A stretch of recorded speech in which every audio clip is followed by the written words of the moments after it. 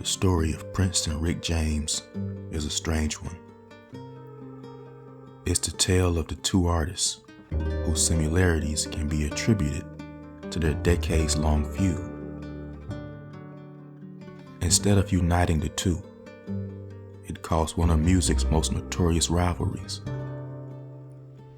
One that started when James invited Prince to support him on his Fire It Up tour in the early 1980s. During this period, Prince was a rising star, and due to his music being so unique, he attracted both the black and white crowd. This was something James was all too aware of, and with that decided that he had to make use of both for publicity and economic reasons. Little did he know, however, it would kick off one of the defining relationships of his career. Both Rick James and Prince released their debut solo albums in 1978, highlighting the striking similarities between their careers at the start. However, their paths would soon diverge significantly, only to end in eerily similar ways. James's Fire It Up tour was dubbed the Battle of Funk, and that was no exaggeration. It was more than a battle. It was a full-blown war, and one that was long and drawn out. James's friend and saxophonist, Daniel Lamelli, recalled how the series of live shows unfolded in Mike Judge's Tales from the Tour Bus in 2018. Both acts were somewhat envious of each other, with each viewing the other as having the skills their own act lacked. They would watch each other's performances from the wings with jealousy quickly bubbling to the surface. Not long after, James accused Prince of stealing his moves, aesthetics, and even his idea for the girl group Vanity 6.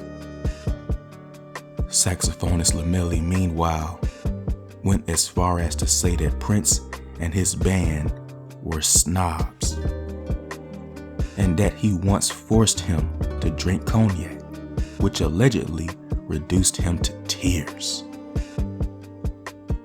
After the tour, animosity between both camps would reach a fever pitch. The story goes that Prince would make James work harder than he'd ever done on his artistry, which is said to have been driven by intense jealousy. Adding to the animosity, James was very open about his rivalry with Prince, showing just how far their competition went when Prince formed his group, The Time with Morris Day. James started his own band, Process and the Do-Rags. James also wrote Eddie Murphy's mega hit, Party All the Time, in 1985. As a means of kicking back against Prince's newfound superstardom, and admitted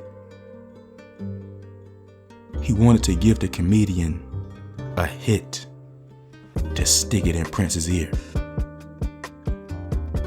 Allegedly, Prince once refused to sign an autograph for James's mother, an incident that enraged Mr. Super Freak so much that he wanted to physically confront Prince. James recounted the event in his memoir, Glow. Prince had this mom,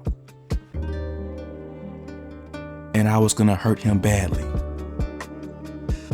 Fortunately, Prince's manager intervened and diffused the situation, ensuring Prince apologized.